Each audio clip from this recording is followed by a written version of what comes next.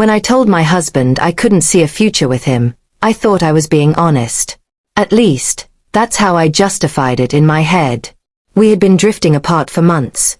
Silent dinners, half-hearted conversations, and a kind of distance that no amount of small talk could bridge.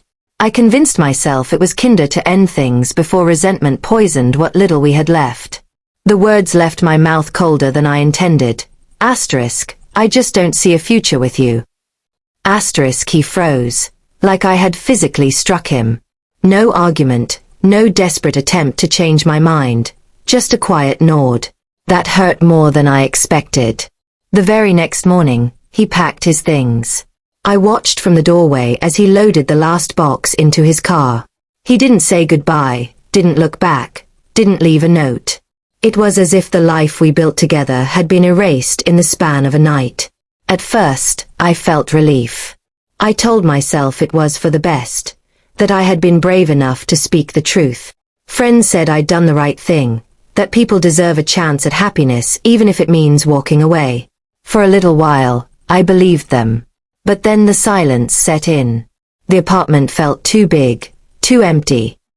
His absence wasn't just in the closet where his clothes used to hang. It was in the quiet mornings without his humming, in the evenings without his laughter, in the way no one asked me how my day was anymore. Days turned into weeks, and regret began to eat at me.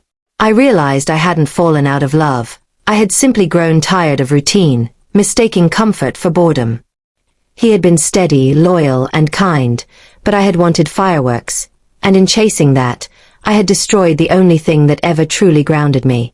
I tried calling him once, weeks later, but the number had already changed. A mutual friend told me he'd moved to another city and was doing well. That was supposed to comfort me, but instead, it felt like a knife. He hadn't just left me, he had erased me, the way I had erased him with a single careless sentence. Nights became the hardest. I would lie awake replaying the look on his face, the hurt in his eyes when I told him I couldn't see a future. I realized too late that what I couldn't see was my own selfishness blinding me to the man who had always been there. Months passed, and though I smiled at work and laughed with friends, inside I carried a weight that never left. I kept waiting for him to come back, to give me a chance to take it all back. But he never did. He had listened when I said I saw no future, and he believed me. The cruelest part of betrayal isn't when someone cheats, or lies, or walks away. It's when you become the one who betrays yourself, when you throw away something irreplaceable and can't undo it. That's what I had done. Now, every time I pass couples in the street, hand in hand, I wonder if he has found that with someone else. And though it breaks me to imagine, I know he deserves it. Because the truth is, I did see a future with him, I just realized it too late.